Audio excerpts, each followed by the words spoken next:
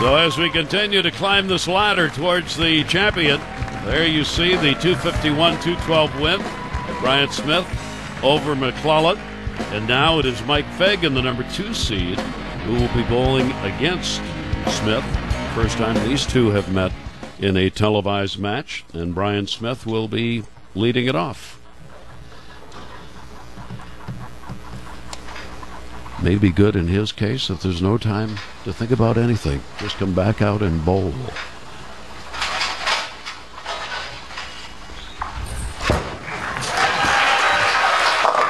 And he starts it out again with a strike.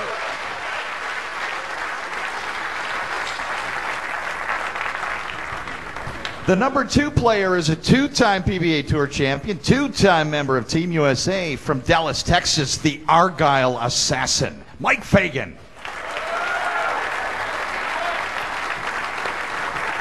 Hey, Gary, you made a great point about Bryon Smith. Bryon Smith has a game under his belt. The nerves are gone. Not so much for Mike Fagan. Mike Fagan now has to fight through that the first couple of frames. And we're watching a very emotional bowler here. And told us yesterday he tends to be very aggressive. It's the way he came into this tournament, and he wants to stay aggressive. Well, he brought that one out deep. He's the 10. Yeah, that had a little airtime to it. But you're right. He told us, he says, I need to stay aggressive. I need to do what I do best. I need to throw it hard.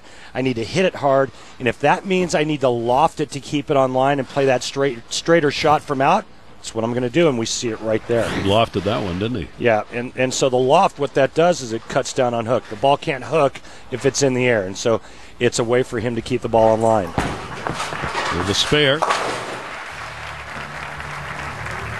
10th year on the tour for Mike Fagan with a couple of PBA Tour titles and a regional title to go with it.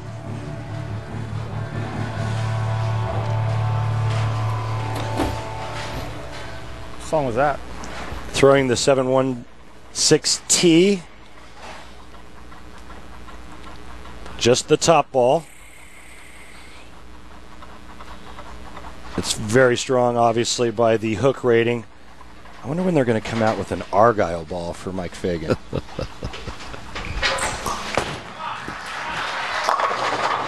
coming from that gutter side. And if they do come out with an Argyle ball, Gary Thorne is my witness. I said it here first, and I expect some type of royalty.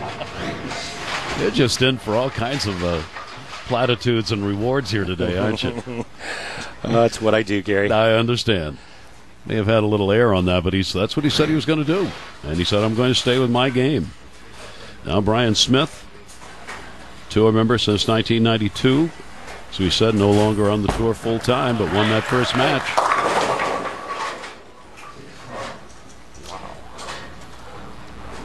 At a 6'10". Well, the 6'10" is okay when the 4.7's with it. Not okay. Bryon Smith not expecting that ball to go high. So the next time on that lane, he will make an adjustment. When you hear players say, wow, it's usually a, hey, I threw that good. Wasn't quite expecting that reaction. So then there's an adjustment. When you hear a, oh gosh, that was awful, that means they threw it bad. I mean, they're pretty good at letting you know, for the most part. And most of them are pretty honest with the descriptions of each shot. You see that he had to defeat 2 former master champions, Norm Duke and Tom Hess, whom we just showed you, in order to reach the 4. So Hess was defeated by him, and now watching Smith bowl here in our second match.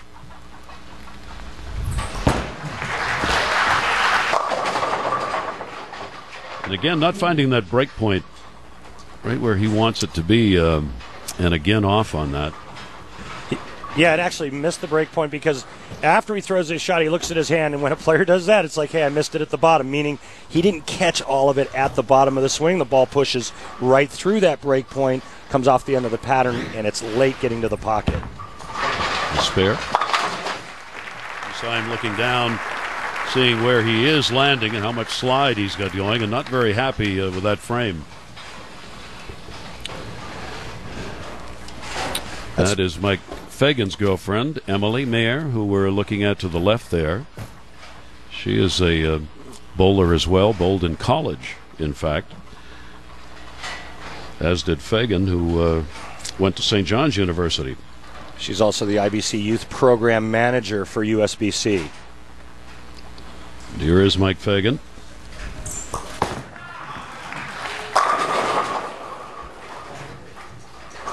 Back-to-back ring and tens. Two different bowling balls on that right lane. He went with the ball he's using on the left lane for the right lane, and same result. That 10 has been stubborn. For him, it has. We didn't see a lot of 10 pins in the first match. Mike Fagan has not missed the pocket through 3 frames. However, with a spare here, he will only lead by 1 pin. Now he comes in having shot 700 series in 5 of his 6 matches. And he will find it for the spare, but you see with the eyes looking upward, that's not what he was after. So the adjustments are going on by both of these bowlers here in these lanes, trying to get a little better angle than what they've had. Fagan starting with a 9, a strike, and a 9.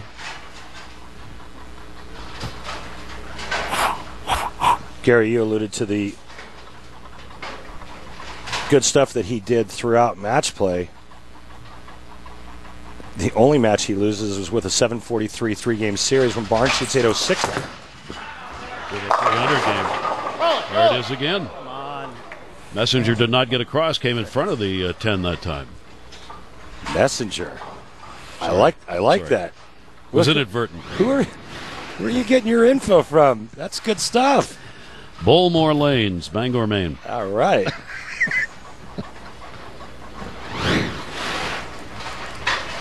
This is not a particularly happy bowler right now. Yeah, like I said, 4 balls in the pocket, 1 strike to show for it. You know, when your carry percentage is 25%, that's usually not a good thing.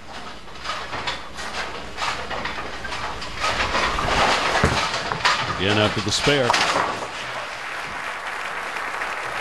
So Mike Fagan still trying to find the touch as he again will put the spare up, as he and Bryon Smith both having some problems with the strikes. Maybe. Whoever comes back.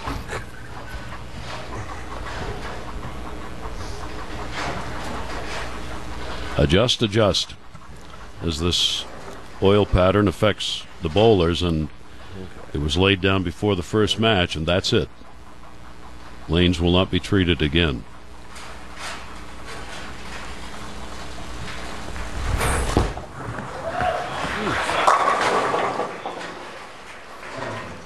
Well, 7 on one side, 10 on the other. Yeah, and that's the second shot in a row that Bryon has had issues with the approach. That's a stick. Anytime you see that foot come up,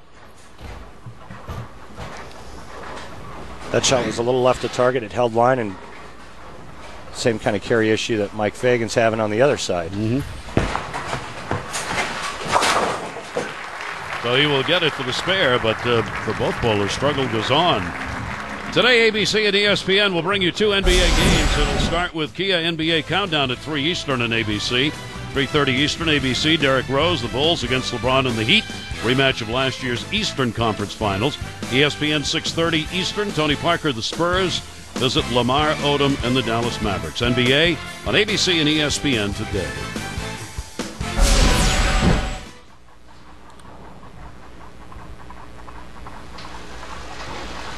Bryon Smith trying to find that strike. And again, a little movement as he lets go of the ball.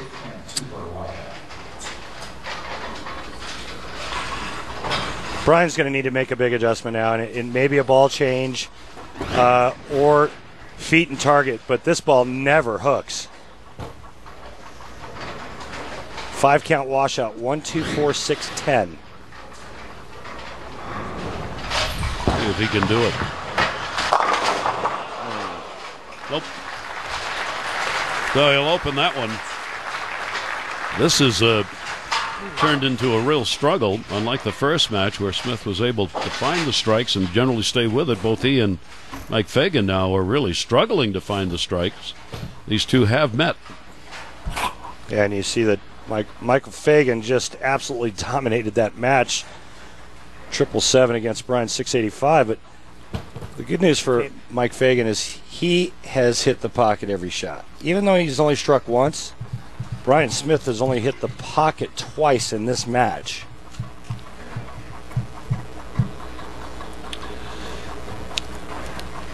Fagan taking time,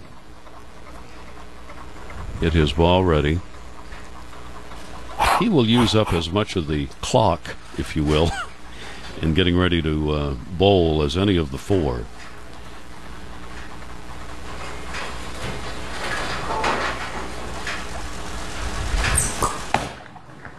Fagan lands it hard, but he gets it.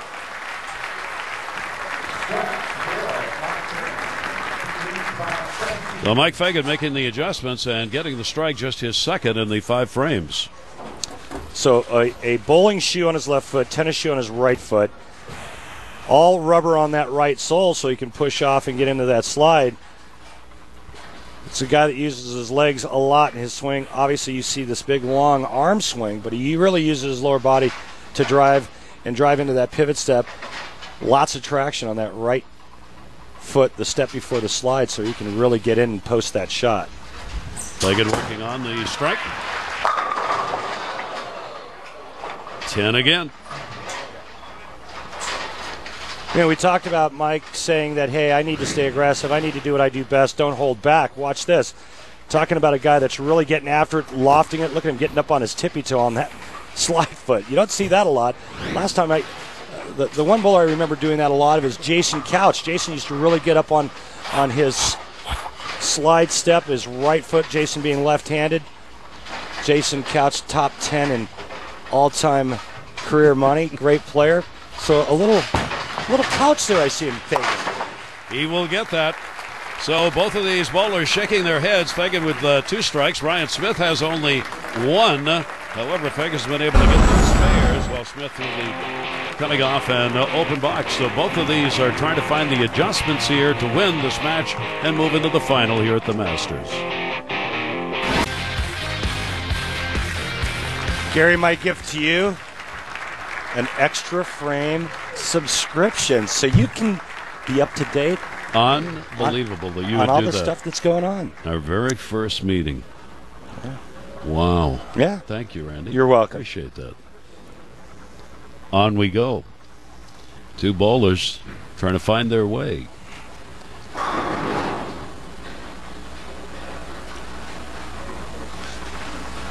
Bryon Smith, the winner of the first match. That 10 will not go down. Bryon changes balls, goes a little bit straighter, but you can see that because of the lack of motion in the back part of the lane, he leaves a weak 10. Right now, he is desperately trying to find the right formula. 1 strike for Smith, and there is another spare to be added to it. So each of these bowlers has opened the door for the other to be able to gain a substantial lead, but right now neither are really able to do that. You see Smith, match 1 at 9 out of 12 strikes, and here 1 out of 6. Yeah, the real story here is that Bryon has only hit the pocket 3 times. Mike Fagan has not missed the pocket, and you know that doesn't look good for Bryon Smith's corner.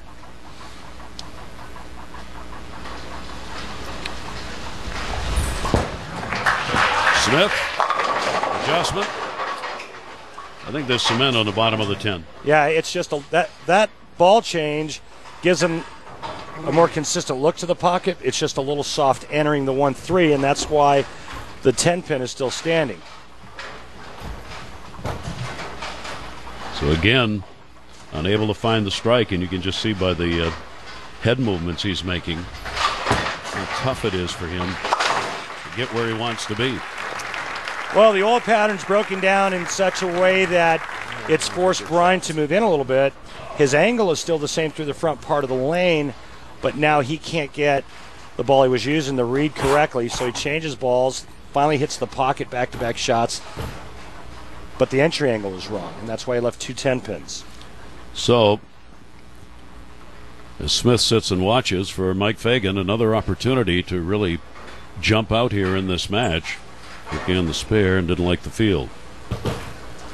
The Argyle Assassins got a lot of A lot of things going on internally at times. When he's good, he's really good. I think he's his own worst enemy. But when he does or allows himself to do what he's best at doing, and that's staying aggressive, bringing it with speed and with hand and with revolutions like that, he's tough. He beats up the lanes, doesn't he? Yeah, well, he's pretty hard on the surface. Wow. And if this was old wood, the proprietor would be really upset with him. But synthetic's a much harder surface. Watch this air time there right around the 9th board, and that's what holds it on line. So for Fagan, that's a big strike. I mean, that is his third, but with Smith having only one, each one of these strikes he puts up gets him ever closer to moving into the final. I mean, the lead is only 18. It could easily be 40. Yes. Working on the strike. Yeah, baby, get up the hill. Yeah, baby. Get up the hill. Indeed. Well, he said he was not going to change his style, regardless of what happened on the lanes, that he was going to bowl here his aggressive way, and he's done that. Well, I think what's really brought Mike Fagan's name into the limelight is the fact that he's become a more versatile player, and we see that right now with how straight he's going. He used to be a guy that just hooked it from side to side. He's got the whole package now.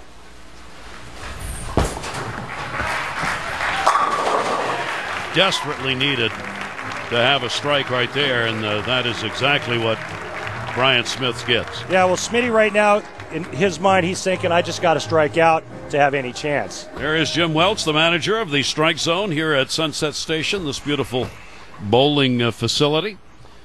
Been great hosts and done a great job here in preparing the lanes for this Masters, our USBC Masters 2012.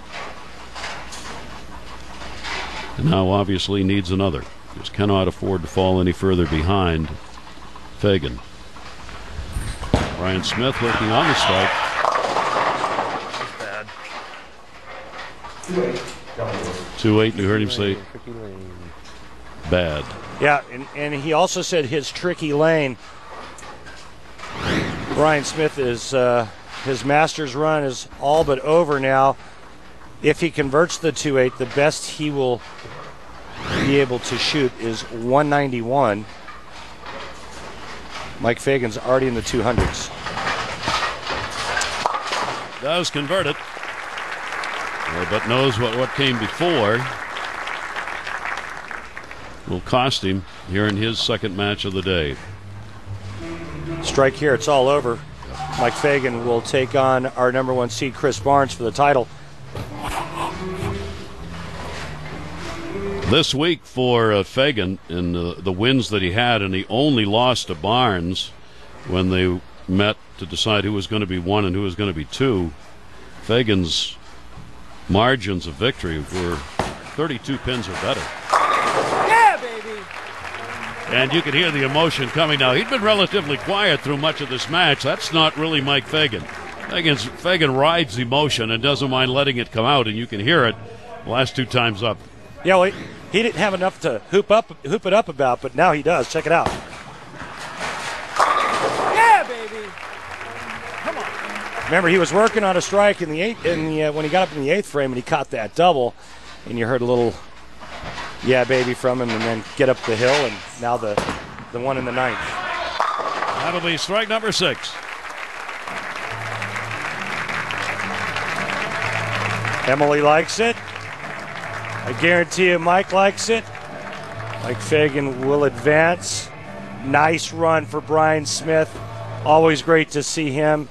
Great to see his wife Mariah out. But unfortunately, he is going to fall short. Mike Fagan has not missed the pocket this entire match. Going with the loft, the straight ball, or as I like to say, the high hard one. That was the high hard one. There's the 10 again. But for Mike Fagan, just stayed consistent, and we will move to the championship that I think it's fair to say most thought was going to happen. Chris Barnes, Mike Fagan. Barnes 1, Fagan 2 in the seeds.